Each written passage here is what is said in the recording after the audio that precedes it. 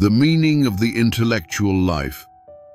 Why thought and reading enrich the soul. Part 1. The forgotten joy of thinking. There is a kind of pleasure that most people forget exists. It does not announce itself loudly. It does not promise excitement or distraction. It does not wear itself out quickly, the way so many pleasures do. It is the pleasure of thinking. Not thinking in order to solve a problem. Not thinking because you must, but thinking simply because the mind, when it moves through an idea, experiences something close to happiness. Most of us were taught, somewhere along the way, that thinking is work. That it is something we do only when necessary. That it is useful, perhaps, but not enjoyable. But this is a misunderstanding. Thinking, when it is done freely, without pressure or purpose, is one of the most satisfying activities a human being can experience. And it is a satisfaction that does not diminish with age. If anything, it deepens. When we are young, we think in order to achieve something. We study to pass examinations. We plan in order to build a life. We think strategically, urgently, always with an eye toward the future. But as the years pass, something shifts. The future becomes smaller.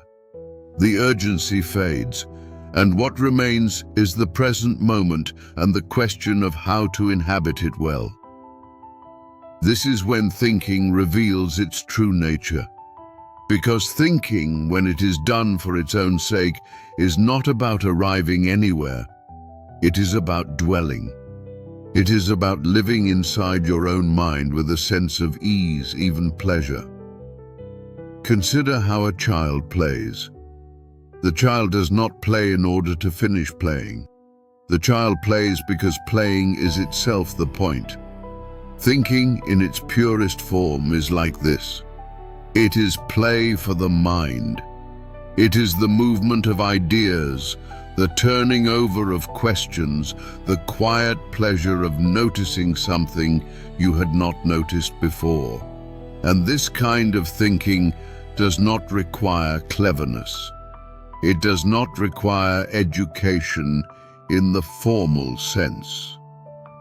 It requires only attention. It requires only the willingness to pause, to reflect, to let the mind move at its own pace. Many people, as they grow older, feel that they have lost something.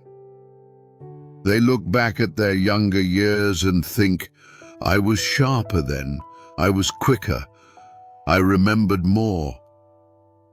And perhaps this is true in a narrow sense. But what they fail to see is that sharpness and quickness are not the same as depth. And memory by itself is not the same as understanding. The mind of an older person may move more slowly, but it moves through richer terrain. It has more to work with. It has decades of experience, of observation, of quiet realization. A young person may learn a fact quickly, but an older person understands what the fact means. This is why the intellectual life does not fade with age. It matures. The pleasure of thinking in one's later years is not the pleasure of mastering new information. It is the pleasure of seeing connections, of recognizing patterns, of understanding finally what one has been living through all along. There is a profound satisfaction in this. It is not dramatic. It does not feel like achievement, but it is real and it is lasting, and it is available to anyone who turns toward it. Part 2. Why the mind ages more gently than the body. The body, as we all know, grows tired. It does not move as easily as it once did. It aches in places that never ached before. It requires rest more often. It reminds us daily that it is mortal. This is difficult. There is no point in pretending otherwise. But the mind does not age in the same way. The mind, if it is cared for, does not weaken. It does not become less capable of pleasure. It does not lose its ability to be curious, to wonder, to feel the quiet thrill of understanding something more deeply than before. In fact, the mind often becomes more capable of certain things as the years pass. It becomes better at seeing through appearances. It becomes less easily distracted by what does not matter. It becomes more patient, more willing to sit with a question instead of rushing toward an answer. This is because the mind, unlike the body, is not primarily a tool for doing. It is a place for being, and a place does not wear out from use. If anything, it becomes more familiar, more comfortable, more richly inhabited. Consider a house you have lived in for many years. You know its rooms. You know where the light falls in the afternoon. You know the creak of the floorboards, the way the air smells in winter. The mind is like this. Over time, you come to know it. You understand its rhythms, its moods, its tendencies. And this familiarity brings a kind of peace. When you are young, the mind feels restless. It is always reaching outward, grasping at experiences, trying to fill itself with novelty. But as you grow older, the mind settles. It becomes less hungry for what it does not have and more appreciative of what it has already gathered. This is not resignation. It is not loss. It is a kind of ripening.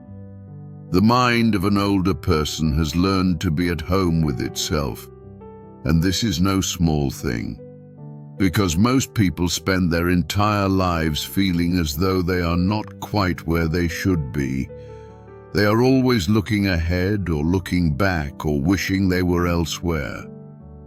But the person who has cultivated an intellectual life learns to dwell in the present moment, inside their own mind, with a sense of quiet contentment. This is why reading, thinking, reflecting, and listening to music remain so profoundly satisfying in old age. They do not ask anything of the body. They do not require youth or strength or speed. They require only attention. And attention, when it is freely given, is a form of joy. Part 3. Reading as a lifelong conversation. There is a loneliness that comes with aging. Not everyone feels it in the same way. But most people, at some point, notice that the world has grown quieter around them. Old friends have moved away or passed on. Family members are busy with their own lives. The conversations that once filled the day have become less frequent. This is the reality of growing older, and it is not easy. But there is another kind of companionship that does not fade. It is the companionship of books. A book, when it is truly read, is not a dead object. It is not words on a page, inert and distant. It is a living presence. It is the voice of another human being, speaking across time, offering their thoughts, their observations, their understanding of the world. And when you read deeply, when you read with attention, you are not alone. You are in conversation. This is why reading is so different from entertainment. Entertainment distracts. It fills the silence with noise. It passes the time. But reading does not pass the time. It deepens it. When you read, you are not trying to escape your life. You are trying to understand it more fully. You are sitting with another mind, considering what they have to say, agreeing or disagreeing, feeling the quiet pleasure of thought meeting thought. And this pleasure does not depend on reading new books all the time. In fact, one of the great discoveries of old age is the joy of rereading. When you are young, you read a book once and move on. There are so many books after all, and so little time. But when you are older, you realize that a good book is not something you consume. It is something you live with. You return to it. You read it again years later and find that it has changed, or rather, you have changed, and the book reveals new meanings that you were not ready to see before. This is because a book does not give up all of its depth at once. It offers what you are able to receive. And as you grow older, as your understanding deepens, the book deepens with you. There is something profoundly comforting in this. It means that you do not need to constantly seek out new things in order to feel nourished. You can return to what you already know and find it richer than you remembered. This is the opposite of boredom. Boredom comes from skimming the surface of things. It comes from consuming without digesting. But when you read deeply, when you allow a book to settle into your mind, when you think about it afterward, carry it with you, return to it again and again, you are never bored. You are engaged in a conversation that has no end. And this conversation does not require anyone else to be in the room. It does not require you to explain yourself or to justify your thoughts or to perform in any way. It is private. It is quiet. It is yours. And in this privacy, there is a kind of freedom. Because when you are reading, you are not being judged. You are not being measured. You are simply thinking, feeling, understanding. And this, perhaps, is one of the greatest pleasures of the intellectual life. It is a space where you can be fully yourself without apology, without pretense. Part 4. Music, silence, and the educated soul. There is another form of nourishment that the intellectual life offers, and it is one that requires no words at all. It is music. Not music as background, not music as entertainment, but music as something to be listened to, deeply, attentively, with the full presence of the mind. When you listen to music in this way, something extraordinary happens. The music does not merely please the ear. It speaks to something deeper. It speaks to the part of you that cannot be put into words. It moves through you like a river, carrying with it feelings you did not know you had, memories you thought you had forgotten, a sense of being connected to something larger than yourself. This is not mysticism. It is not sentimentality. It is simply what happens when you allow yourself to be fully present with something beautiful. And this kind of listening is one of the purest forms of intellectual pleasure because it requires nothing but attention. You do not need to understand music in a technical sense in order to be moved by it. You do not need to know the names of the composers or the structures of the compositions. You need only to listen. And in listening, you participate in something that has been part of human life for thousands of years. You join a long chain of people who have sat quietly, allowed sound to wash over them, and felt something shift inside. This is what it means to have an educated soul. Not an educated mind in the sense of facts and information, but an educated soul in the sense of being able to receive beauty, to recognize it, to let it touch you. And this capacity does not diminish with age. If anything, it grows. Because as you grow older, you become less concerned with novelty. You are less interested in what is fashionable or popular or new. You become interested in what is true, what is lasting, what is beautiful in a way that does not change. And so you listen to the same pieces of music again and again, and each time you hear something you did not hear before. This is the same principle as rereading. It is the recognition that depth is more satisfying than breadth, that a single piece of music, truly heard, is more nourishing than 1,000 pieces merely consumed. The same is true of nature. When you are young, you might hike through a forest in order to reach a destination.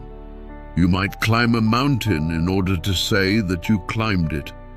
But when you are older, you realize that the point is not the destination. The point is the walk itself. The point is the light filtering through the trees, the sound of wind moving through leaves, the way the air smells after rain. These are not trivial pleasures. They are not distractions. They are forms of deep attention, and deep attention is a form of thought. Because when you observe the natural world carefully, you are thinking, you are noticing patterns, you are seeing connections. You're allowing your mind to dwell in something larger than your own concerns. And this dwelling is peaceful, it is restorative, it does not tire you out, it does not ask anything of you. It simply allows you to be present fully in a way that feels like coming home. Part 5. Growing older without growing empty. There is a fear that many people carry as they age. It is the fear of becoming empty. They worry that without work, without responsibilities, without the constant press of obligations, their life will lose its meaning. They will have nothing to do and therefore nothing to be. This fear is understandable. We have been taught all our lives that meaning comes from doing, from achieving, from producing something the world recognizes as valuable. But this is not true. Meaning does not come from doing, it comes from being. And the intellectual life is, above all, a way of being. It is a way of inhabiting your own mind with richness and depth. It is a way of finding pleasure in thinking, reading, listening, observing. It is a way of being quietly engaged with the world, even when you are no longer actively shaping it. This is not passivity. It is not giving up. It is a different kind of engagement, one that does not depend on productivity or achievement. It is the recognition that there is dignity in thought itself, that a life spent in quiet reflection is not a wasted life, that the mind, when it is cared for, is a place of inexhaustible richness. And this richness does not come from accumulating facts or accomplishments. It comes from depth, from the slow, patient work of understanding, from the willingness to sit with a question, to turn it over in your mind, to see it from different angles without needing to arrive at a final answer. This is why the intellectual life is so well suited to old age.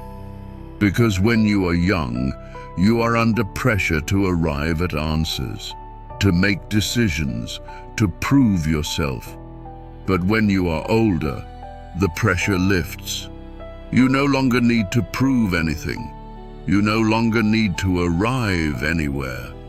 And so you can think simply for the pleasure of thinking. You can read simply for the pleasure of reading. You can listen to music simply for the pleasure of listening. This is a kind of freedom that most people never experience when they are young. They are too busy, too anxious, too driven by external demands. But in old age, if you are willing to turn inward, you discover that freedom is not something you achieve by conquering the world. It is something you discover by learning to be at peace with your own mind. And this peace is not emptiness. It is fullness. It is the fullness of a mind that has gathered a lifetime of experience and has learned to reflect on it with patience and depth. It is the fullness of a person who no longer needs constant stimulation, constant novelty, constant distraction, because they have learned to find satisfaction in the quiet movement of their own thoughts. This is what it means to grow older without growing empty. It means recognizing that the mind is not a tool that wears out. It is a space that grows richer the longer you inhabit it. And the person who has cultivated an intellectual life, who has spent years reading, thinking, listening, observing, finds that they have built something inside themselves that cannot be taken away. They have built an inner world, a world that is peaceful and dignified and endlessly interesting. And this world does not depend on anything external. It does not depend on success or recognition or the approval of others. It depends only on attention, on the willingness to be present with your own thoughts, on the recognition that thinking in itself is a form of joy. Part 6. The quiet wealth of the mind. There is a kind of wealth that no one talks about. It is not measured in money. It is not measured in possessions. It is not visible to anyone but the person who has it. It is the wealth of the mind. And it is the only kind of wealth that does not diminish when you use it. Think about material wealth for a moment. If you spend it, it is gone. If you give it away, you have less. But the wealth of the mind works differently. When you think about something, you do not use it up. You make it richer. When you reflect on an idea, it becomes clearer, deeper, more fully yours. And when you share a thought with someone else, you do not lose it. If anything, it becomes more real, more alive, because it has moved through the world and touched another mind. This is why the intellectual life is so profoundly satisfying. It is a form of wealth that grows the more you engage with it, and it is available to everyone. It does not require money. It does not require status. It does not require youth or beauty or physical strength. It requires only attention and time and the willingness to be alone with your own thoughts. This is something that becomes easier, not harder, as you grow older. Because when you are young, you are surrounded by noise, by obligations, by the demands of other people, by the pressure to achieve, to perform, to prove yourself. But as you grow older, the noise fades. The obligations lessen. The demands become fewer. And what remains is time and silence, and the question of what to do with them. Most people fear this silence. They try to fill it with distractions, with television, with gossip, with busyness for the sake of busyness. But the person who has cultivated an intellectual life does not fear silence. They welcome it, because silence is the condition for thought, and thought is the condition for depth. And depth, in the end, is what makes life feel meaningful, not the depth of achievement, not the depth of accomplishment, but the depth of understanding, the depth of awareness, the depth of being fully present with your own experience. This is the quiet wealth of the mind. It is not dramatic. It is not impressive. It will not be recognized or rewarded by the world. But it is real, and it is enough, because the person who has it does not feel poor. They do not feel empty. They do not feel as though their life lacks meaning. They feel instead a quiet satisfaction, a sense of richness that has nothing to do with what they own or what they have accomplished or what other people think of them. They feel rich because their inner life is full, because they have thoughts to think, books to return to, music to listen to, memories to reflect on, questions to consider. And this fullness does not fade. It does not wear out. It does not require maintenance or upkeep. It simply is.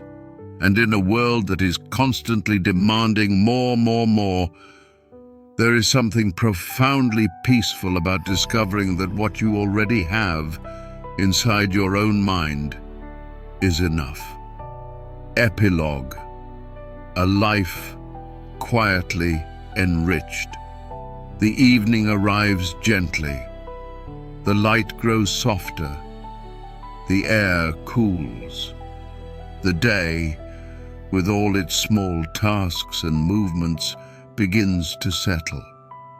There is a book resting nearby. Perhaps you have read it before. Perhaps you will read it again tonight. Or perhaps you will simply sit with your own thoughts, watching the light change, noticing the way the shadows lengthen across the floor. This is not emptiness. This is not loneliness in the painful sense. This is quiet. And in the quiet, there is a kind of fullness, because the mind is never truly empty. It is always moving, always noticing, always making connections between one thought and another. And when the mind has been cared for, when it has been fed with reading and reflection and attention, it becomes a place you can inhabit with ease. You do not need to go anywhere. You do not need to do anything. You do not need to prove anything to anyone. You can simply sit and think and feel the quiet pleasure of being alive and awake and aware. This is what the intellectual life offers. Not excitement, not achievement, not recognition, but depth and peace and a sense of being quietly enriched from the inside in a way that does not depend on anything external. The years pass, the body grows older, the world outside changes in ways you cannot control, but the mind remains. And the mind, if you have learned to inhabit it well, is enough, more than enough. It is a home, a companion, a source of inexhaustible richness. And as the evening deepens and the light fades and the world grows still, you sit with your own thoughts and you are not afraid. Because you are not empty, you are not alone. You are simply here, present, aware. And in this presence, in this awareness, there is a kind of joy that does not announce itself loudly, but that runs deep, like a quiet river, carrying you gently toward whatever comes next.